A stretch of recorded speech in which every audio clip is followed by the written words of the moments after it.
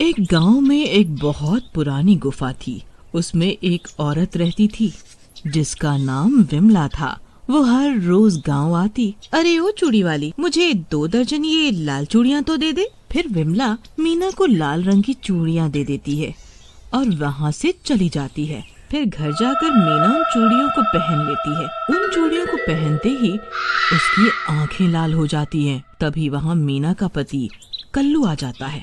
मीना रानी, खाना तो खिला दो। मुझे अपना नौकर समझ रखा है क्या? अपने आप ले ले। पूरा दिन ऑर्डर चलाता रहता है। फिर वो अपने कमरे में चली जाती है। अरे इससे क्या हुआ? फिर आधी रात होते ही डरावनी डरावनी आवाजें आने लगती हैं और मीना के कमरे में एक हैवान आ जाता है।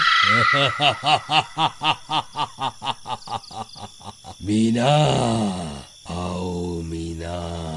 मीना चौंक जाती है और उठकर बैठ जाती है। मीना, तुम अब मेरी गुलाम हो। चलो मेरे साथ और मैं जैसा कहूँगा तुम्हें वैसा ही करना होगा।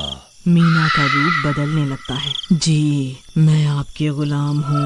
मुझे क्या करना है? आप जैसा कहोगे मैं वैसा ही करूँगी। फिर मीना बिना कुछ कहे उस हैवान के साथ चली जाती है और हैवान उसे एक गुफा में ले जाकर एक तहखाने में बंद कर देता है। वहीं दूसरी ओर गांव में मीना का पति मीना को घर में ना पाकर परेशान होता है। अरे मीना, अरे ओ मेरी मीना रानी, कहाँ हो? रात में भी तुम जल्दी सो गई थी, अब कहाँ गायब हो गई? कल्लू मीना को हर जगह ढूंढता है लेकिन मीना उसे कहीं नजर नहीं आती। फिर विमला उसी दिन चूड़ियां बेचने फिर से गांव आती है और कई सारी औरतों को चूड़ियां पहना देती है और वापस अपनी गुफा में आ जाती है। और फिर आधी रात होने पर उन चूड़ियों का असर होने लगता है। उन सब की आंखें लाल हो जाती हैं और उनका भी रूप बदलने लगता है। हैवान उन सब औरतों को बुलाता है। फिर सभी औरतें भी उस गुफा में अपने आप ही खिंची चली जाती हैं। वो उन औरतों को भी तहखाने में कैद कर देता है। अगली सुबह लल्लन भी अपनी पत्नी को घर में ना पाकर परेशान हो जाता है और कल्लू के पास जाता है। अरे कल्लू भाई, तुम्हारी तरह मेरी पत्नी भी गायब हो गई। मैंने उसे कहाँ कहाँ नहीं ढूंढा पर उसका कोई पता नहीं चला भाई। और गांव वाले भी वहाँ आ जाते हैं। भाई, हमारी पत्नी भी घर से गायब है। कुछ ना कुछ तो गड़बड़ है। एक साथ सबकी पत्नियां कहाँ जा सकती हैं? चलो चलो बूढ़ी अम्मा के पास चलते हैं। क्या पता उन्हें कुछ पता हो। सारा दिन वो घर के बाहर ही बैठी रहती हैं और आते जाते सबको देखती रहती हैं। फिर वो मिलकर बूढ़ी अम्मा के पास जाते हैं। अरे बेटा, क्या हुआ? अब तुम लोग इतने परेशान क्यों हो? हाँ? अरे देखिए ना माँ जी, हम सभी की पत्नियां पता नहीं कहाँ चली गई एक साथ। मेरी पत्नी को तो 2 दिन हो गए। 2 दिन से? मैंने तुम्हारी मीना को 2 दिनों पहले ही का देखा हुआ है, जब उसने विमला चूड़ी वाले से चूड़ियां ली थी। हाँ, तब से ही वो गायब है।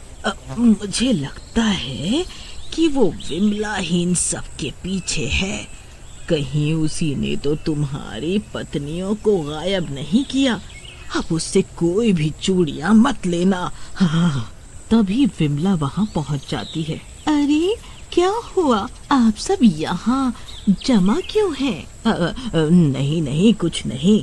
मैं तुम्हारा ही इंतजार कर रही थी। अब मुझे भी ये चूड़ियाँ चाहिए थी। फिर विमला उस बूढ़ी को चूड़ियाँ देकर वापस चली जाती है। माँ जी, आपको तो इस विमला पर शक था, फिर आपने इससे चूड़ियाँ क्यों ली? क्योंकि मुझे लगता है सारी गड़बड़ इन्हीं चूड़ियों की वजह से हो रही है। मैं आज रात इन चूड़ियों को पहनूंगी। तुम सब भी मेरे घर आ जाना।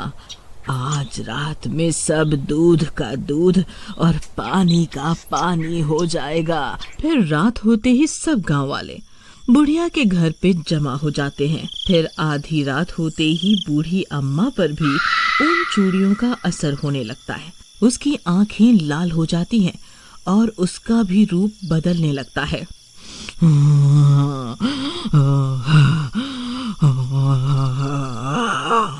ये सब देखकर गांव वालों की आंखें फटी की फटी रह जाती हैं।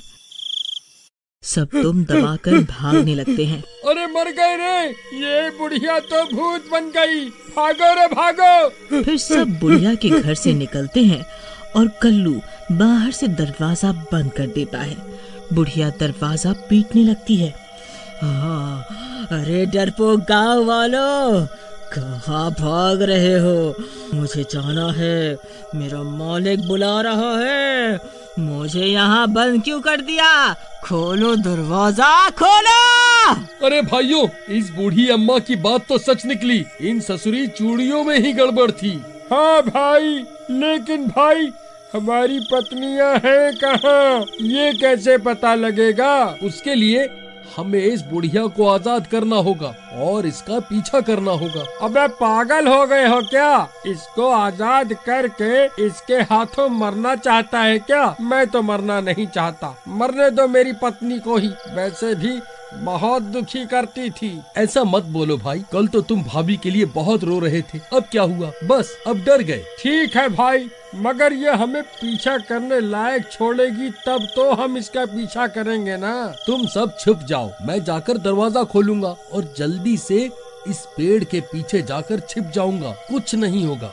फिर सब लोग ऐसा ही करते हैं। सब लोग छिप जाते हैं और कल्लू धीरे से जाकर दरवाजा खोल देता है और भागकर छिप जाता है। फिर जैसे ही वो बुढ़िया बाहर आती है तो उसे कोई नहीं दिखता। कहाँ गए सब के सब? मुझे मेरे मालिक बुला रहे हैं, मुझे जाना होगा, मुझे जाना होगा। ऐसा बोलकर वो उसी गुफा की ओर जाती है। तभी सब गांव वाले भी हाथों में मशाल लेकर उसका पीछा करते हैं और गुफा के अंदर पहुंच जाते हैं और छिपकर देखते हैं। वहाँ का नजारा देखकर सब गांव वाले बहुत डर जाते हैं। वहाँ विमला चूड़ी वाली के साथ हैवान होता है और सबकी पत्नियां वहीं तहखाने में कैद होती हैं और रात होने के कारण सबकी पत्नियों पे भी उन चूड़ियों का असर हो चुका होता है और वो सब भूतनियां बन चुकी होती हैं।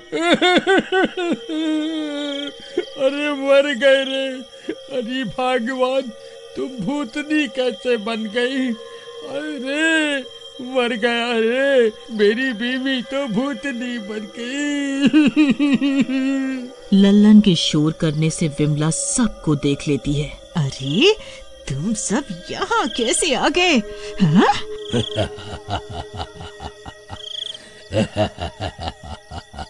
अच्छा है, अब इनके सामने ही इनकी पत्नियों की बलि चढ़ा दो विमला, ताकि मैं फिर से जिंदा हो जाऊं। विमला, तुमने हम सब के साथ धोखा किया है। ये भूतिया चूड़ियां पहनाकर हमारी पत्नियों को वश में कर लिया तुमने। धोखा? मैंने नहीं, तुम गांव वालों ने किया था। हम दोनों ने अपनी मर्जी से शादी ही तो की थी ना, लेकिन तुमने मेरे पति को जिंदा ही जलाकर मार डाला। तब से ये हैवान बनकर तड़प रहे हैं। आज अमावस की रात है, बस कुछ ही पल और मैं इन औरतों को एक साथ जलाकर बलि दूंगी, जिससे मेरे पति फिर से जिंदा हो जाएंगे। अरे नास मिट्टी औरत, कभी कोई मरा हुआ इंसान जिंदा नहीं होता। फिर सब भागने लगते हैं और रास्ते में उन्हें एक बाबा मिल जाते हैं। कल्लू उन्हें सब बात बताता है। अलख निरंजन, ऐसा नहीं हो सकता, कभी मरा हुआ इंसान जिंदा नहीं हो सकता। विमला के पति की लाश को जलाना होगा ताकि उसकी आत्मा मुक्त हो जाए। चलो आओ मेरे साथ उसी गुफा में। फिर सब मिलकर गुफा में जाते हैं। विमला, तुम्हारा पति मर चुका है। तुम्हारे पति का भूत तुम्हारा इस्तेमाल कर रहा है ताकि वो और लोगों को मार कर अपनी मौत का बदला ले सके। इसमें किसी की भलाई नहीं है। सोचो, तुम अपने पति को जिंदा करने के चक्कर में इन सब की पत्नियों को मार डालोगी। विमला, तुम इसकी बात मत सुनो, मैं इनमें से किसी को नहीं छोड़ूंगा। फिर हैवान कल्लू को हवा में उठाकर फेंक देता है। अजी छोड़ दो, मैं आपको जिंदा करने के लिए, अपने स्वार्थ के लिए इतने सारे लोगों की जान नहीं ले सकती। आपको जाना होगा, लेकिन मैं भी आपके साथ चलूंगी क्योंकि मैं आपके बिना नहीं रह सकती। और खुद को भी अपने पति की लाश के साथ जला देती है। अरे विमला, ये क्या किया तुमने? अरे मर गया रे। फिर उनके जलते ही सबकी पत्नियां भी ठीक हो जाती हैं।